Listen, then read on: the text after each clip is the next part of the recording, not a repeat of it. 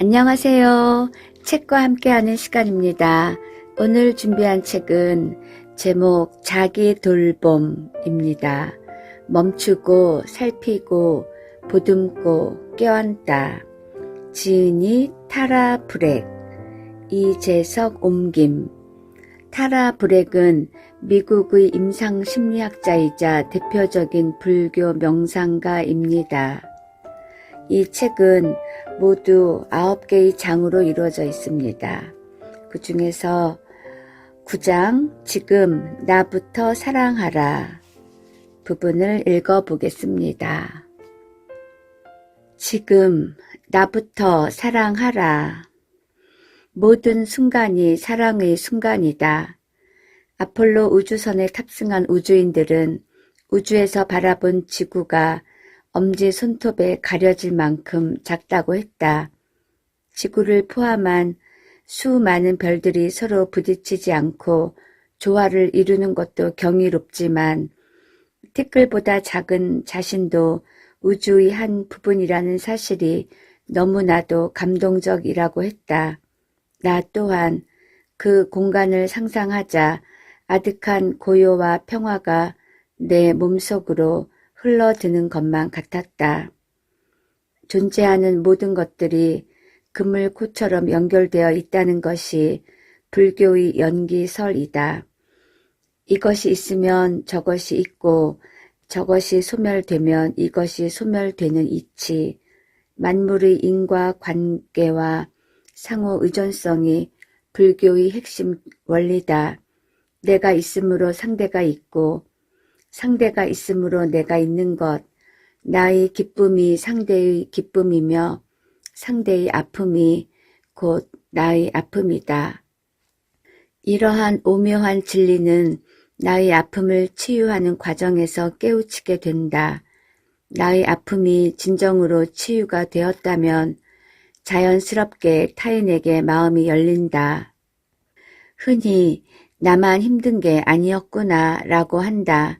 나의 아픔을 진실하게 느낄 때 타인의 아픔이 보인다.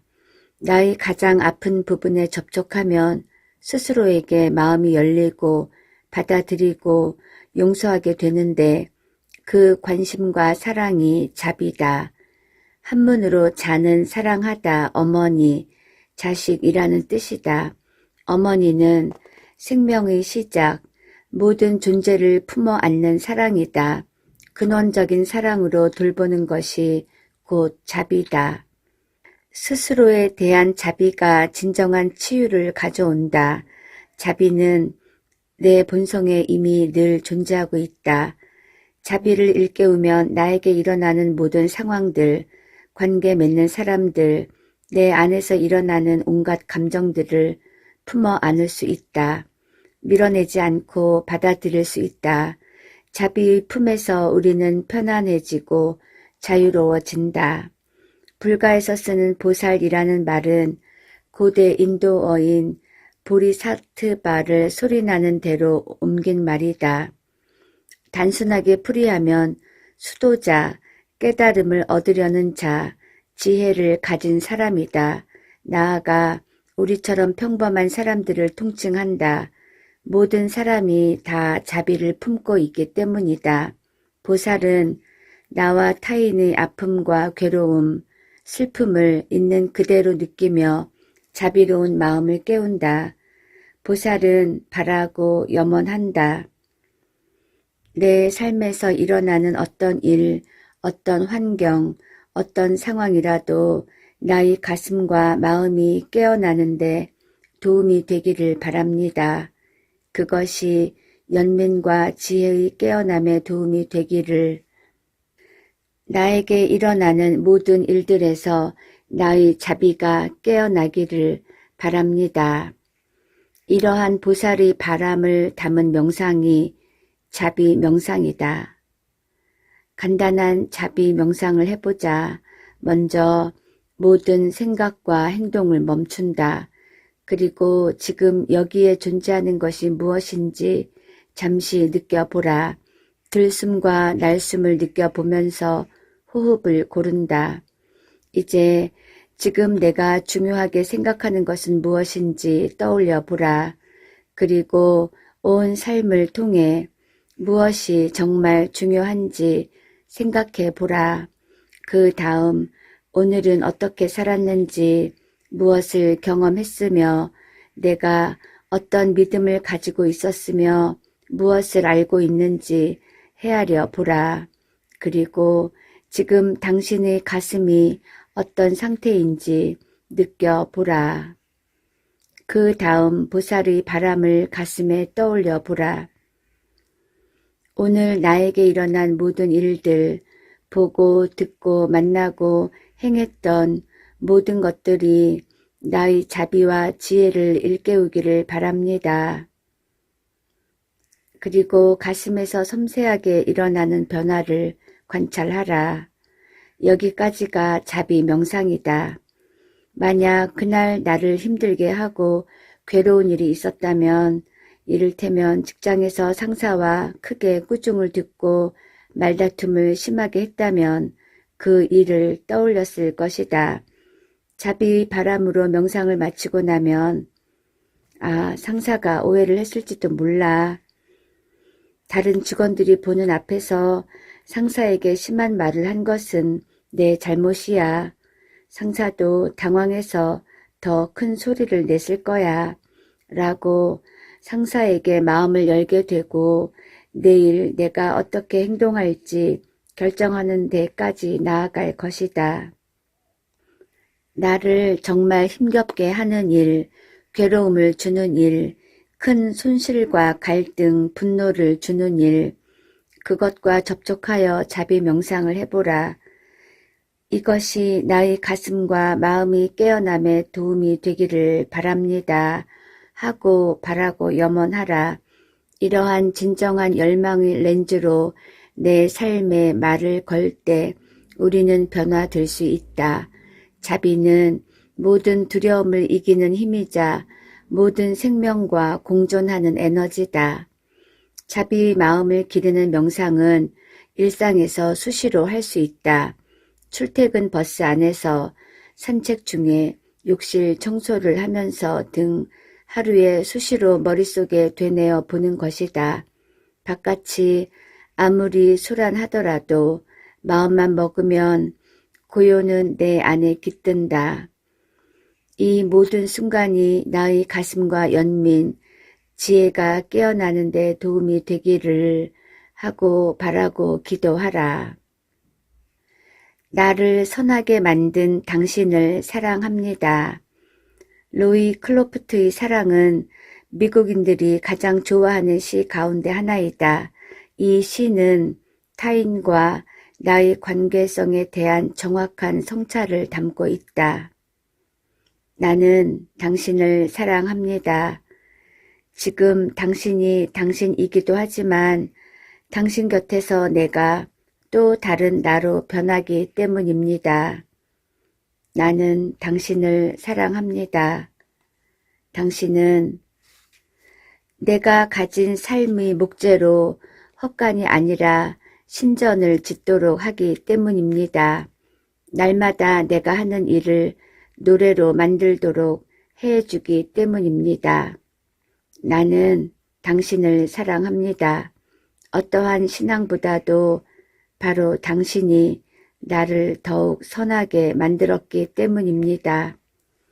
어떠한 운명보다도 바로 당신이 나를 더욱 행복하게 만들었기 때문입니다.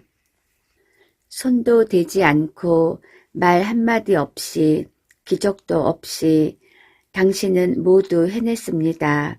이것은 당신이 자기 자신에게 충실했기 때문에 이 모든 것을 이루어낸 것입니다. 당신은 나의 참된 친구입니다. 로이 클로프트의 사랑이었습니다. 가끔 사랑하는 사람과 사랑받는 사람 가운데 어느 쪽이 더 많이 변화될까에 대해 생각해 보곤 한다. 로이 클로프트의 시는 사랑하는 사람의 변화를 노래한다. 사랑함으로써 내가 가진 하찮은 목재가 신전으로 만들어지고 지루한 일이 즐거운 노래로 바뀌었으며 모두에게 친절한 사람이 되었다. 그 어떤 명령도 없이 말이다. 로이 클로프트는 말했다. 나는 당신을 사랑합니다. 당신의 존재를 위해서뿐만 아니라 당신과 함께 있는 나의 존재를 위해서도. 치유와 관계에 대한 또 다른 이야기다. 20세기 초 독일에는 탈보트라는 뛰어난 의술을 가진 소아과 의사가 있었다. 그가 아침마다 환자들을 회진할 때면 수많은 인턴 의사들이 그 뒤를 따랐다. 그들은 의술을 배우기 위해 스승이 말 한마디, 행동 하나 놓치지 않았다. 그런데 간혹 어떤 치료법도 듣지 않는 아이들이 있었다. 아이들은 까닭 없이 야유어 갔다. 탈보트 박사는 그런 아이의 진료 기록지에 알아보기 힘든 글씨로 처방전을 써내려 갔다.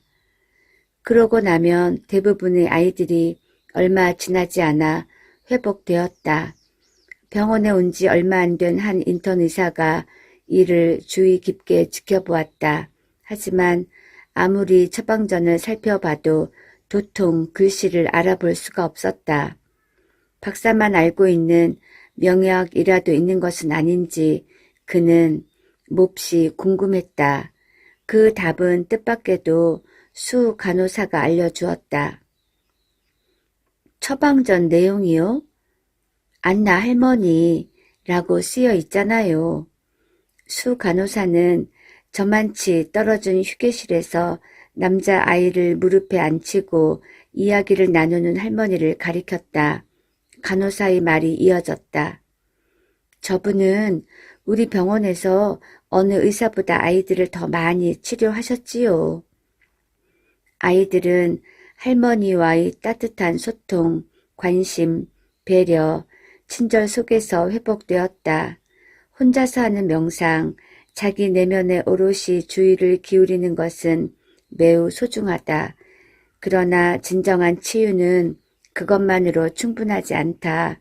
명상은 우리가 살아가는 이 세계와 적극적으로 관계 맺는 것이기도 하다. 영적 깨우침에 대한 흔한 오해 중 하나는 오로지 혼자 해내야 한다는 편견이다. 산속 토굴 같은 곳에 가부좌를 한 채 명상하고 수행해야 깨달음에 이를 수 있다고 믿는 것이다. 그러나 우리 삶을 찬찬히 들여다보라. 고통이 어디로부터 오는가? 사랑은 어디에 있는가? 우리 괴로움은 다른 사람과 함께하지 못할 때, 소외된다고 느낄 때, 소속감과 연대감이 끊어졌을 때 엄습해 온다. 다른 사람이 나의 외침에 답하지 않을 때, 그들이 나에게 등을 돌렸을 때 고통이 다가온다. 그리고 이에 대한 모든 치유는 우리가 다른 사람들의 품에 안길 때 비로소 완전해진다. 어떤 의료적 처치에도 반응하지 않던 아이들이 어머니 같은 존재의 사랑에 응답하고 회복되었던 것처럼 말이다. 또 부부 갈등을 치유하는 프로그램 중에 서로 가깝게 마주보고 상대의 가슴에 손을 얹는 내용이 있다. 손에 전해지는 남편 혹은 아내의 심장 박동 소리를 통해 상대 또한 위로받고 이해받고 싶어 한다는 그 마음을 직접 느껴보라는 의미이다. 아이들을 치유한 명약은 아무 조건 없이 사랑으로 품어 안음이었다.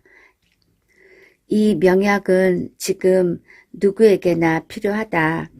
오랫동안 내 안의 영적 탐험을 하면서도 치유의 진정한 원천에 닿지 못하는 이들이 있다. 타인과 깊숙한 관계 맺기에 아직 이르지 못한 것이다. 나는 오랫동안 영적 구도의 길을 걸어 자기 내면의 삶과 고요하게 함께하는 법을 터득한 사람들을 많이 만났다. 그 과정에서 그들 또한 막다른 벽을 만나기도 했다. 그 벽은 아직 당신은 더 깊은 소속감을 느끼고 있지 못합니다. 라는 메시지다. 다시 말해 이 벽은 나 아닌 다른 존재들과 관계를 맺으라는 요청이다. 그것을 깨닫는 순간 타인에 대한 낯섦과 이질감은 마법처럼 사라진다. 부처는 네란자라 강가의 보리수 나무 아래에서 깊은 명상에 잠겨 있었다.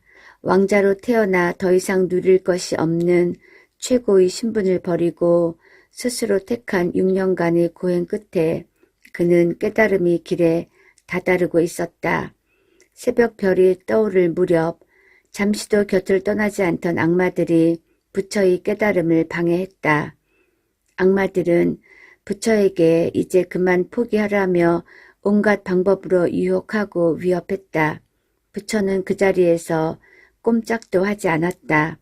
화가 난 악마는 마지막으로 부처의 이러한 공덕을 증명해 줄 사람은 아무도 없다고 조롱했다. 그때 부처는 천천히 손을 들어 땅을 만졌다. 그러자 대지의 여신이 나타나 말했다. 내가 그것을 증언할 것입니다. 당신께서는 과거에 목숨을 바쳐가며 오직 중생을 위해 살았습니다. 그 공덕으로 이제 당신은 가장 높고 바른 깨달음을 구할 수 있게 된 것입니다.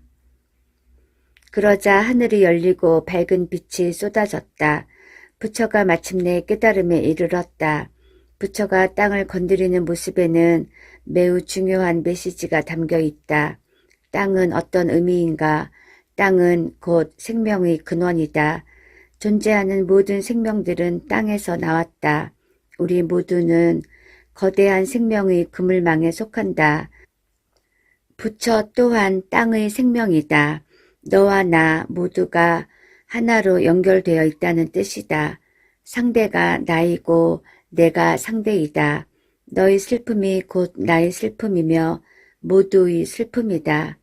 부처가 완전한 자유, 깨달음에 이른 것도 우리의 전체성을 깨닫고 난 뒤였다. 부처는 영적 구도의 길에서 혼자 분투한 것이 아니었던 셈이다. 우리가 걸어야 할 고통과 괴로움 속에서 벗어나는 진정한 자유의 길은 모든 생명의 마음이 열릴 때이다. 깊고 넓은 땅, 대지, 생명과 하나라는 소속감을 경험해야 하는 것이다. 즉 진정으로 나를 사랑한다는 것은 모든 실존적 존재를 사랑하는 것이다. 더운 여름날 나의 그림자에는 다른 사람이 들어와 쉬어갈 수 있다. 나 또한 다른 사람의 그림자에서 쉴 수 있을 뿐이다. 너와 나의 진정한 관계성은 이러한 상생에 있다. 우리가 안정감을 느낄 때는 언제인가? 어디에서 든든한 소속감을 느끼는가? 우리는 틈만 나면 자연을 찾는다. 숲으로, 바다로, 나무와 꽃이 있는 공간으로 간다. 자연 속에 있을 때 우리는 편안함을 느낀다. 자연이 우리를 품어 안는 느낌이 든다. 또 우리 주위엔 자연과 같은 사람들이 있다. 나의 있는 그대로를 드러내도 아무렇지도 않은 좋은 사람들이다. 이러한 편안함과 안정감은 우리가 먼 과거 대자연의 일부로 살았던 본능이 핏줄 속에 흐르기 때문이다.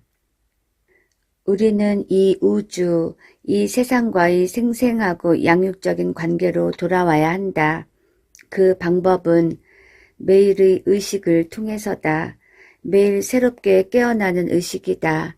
새벽과 정오, 해가 지기 전에 수련해야 한다. 불을 지피고 물을 깃는 의식을 회복해야 한다. 첫 호흡과 마지막 호흡의 의식을 되살려야 한다. 지금 인류라는 종은 죽어가고 있다. 마치 커다란 나무가 뿌리째 뽑힌 채 허공에 드러나 있는 모습이다. 우리는 우리 자신을 다시 우주라는 땅에 심어야 한다. 우리의 에너지는 우리가 다시 이 지구와 그리고 타인과 서로 연결을 맺는 데 달려 있다. 이것은 우리 가슴 속에서 솟아나는 아주 깊고 깊은 바람이다. 우리의 집착과 만족을 구하는 일상의 습관에 매여 있다면 우리는 그 깊은 바람을 일깨우지 못한다. 자유와 평화로 이어지는 연결고리를 우리 스스로 끊어내는 것과 같다. 우리는 이 근본적인 바람을 자꾸 깨우며 느껴보아야 한다. 일상의 습관적인 미몽에서 벗어나 지금 이 순간 가장 중요한 것을 느껴야 한다. 정말 중요한 것은 무엇일까? 그 갈망의 에너지를 가지고 깨어있는 상태로 바깥을 향해 손을 뻗어야 한다. 우리가 다시 우주에 뿌리 내릴 수 있음을 알아야 한다. 이것은 추상적이거나 모호한 수련이 아니다. 사실 우리가 갈망하는 사랑은 어디에나 있다. 나무, 바람, 새소리, 아이의 천진난만한 눈동자, 여인의 낭랑한 목소리, 조용한 호흡 등 세상을 이루고 있는 모든 것이 사랑이다. 그리고 우리는 사랑의 품에 편안하게 머물 수 있다. 무엇으로부터 내쳐질 때, 세상이 나에게는 아무 관심 없는 것처럼 보일 때 우리는 손을 뻗어 세상과 연결을 맺는 노력을 기울여야 한다. 내가 지금 고통을 받고 있구나, 소외감을 느끼고 있구나 하는 때를 정확히 인식하고 단순하게 자신에게 적합한 방식으로 땅을 건드리는 것이다. 사랑이 존재하는 그곳을 떠올리고 그 사랑의 품에 안기는 모습을 상상하는 것이다. 그것은 바로 믿음이다. 누구나 나는 원래 상처받기 쉬운 사람이라고 생각한다. 정말 그런가? 우리는 우리 자신을 이렇게 모르고 있다. 상처받기 쉬운 나, 자책에 익숙한 나, 이러한 고리와 습관을 끊는 방법은 나에 대한 진정한 깨달음밖에 없다. 오직 스스로의 힘에 의한 깨달음, 마음 챙김 명상은 그 하나의 분명한 대안이다. 우리는 인생의 학교에서 좋은 가치에 대해 배운다. 행복, 기쁨, 인내, 노력, 친절, 연민, 베품 등의 가치들, 그 가운데 의지와 결심이 올바른 깨달음으로 우리를 이끈다. 부처는 부러울 것 없는 왕자로 태어났음에도 자기 의지로 깨달음을 구하는 데 성공했다. 인간은 왜 이렇게 고통 속에 사는가? 그 물음의 답을 찾기 위해 부처는 재물과 명예, 가족을 떠났다. 부처의 선택과 강인한 의지가 빛나는 결실을 맺게 한 것이다.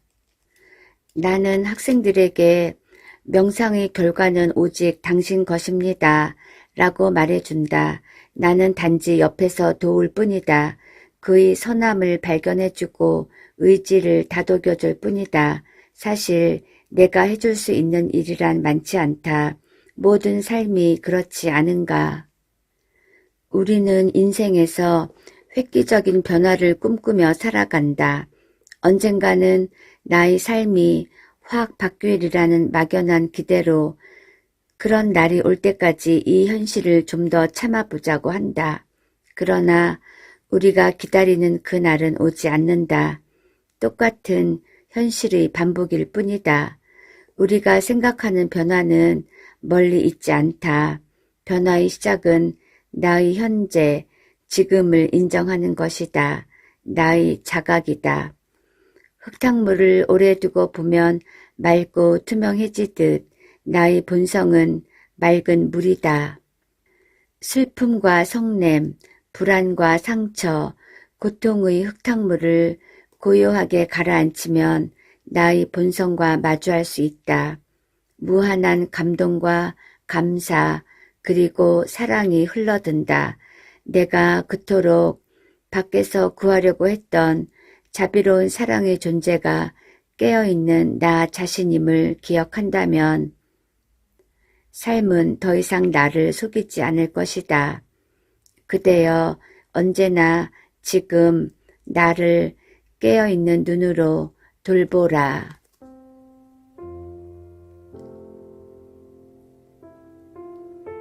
지금 나부터 사랑하라 였습니다. 감사합니다.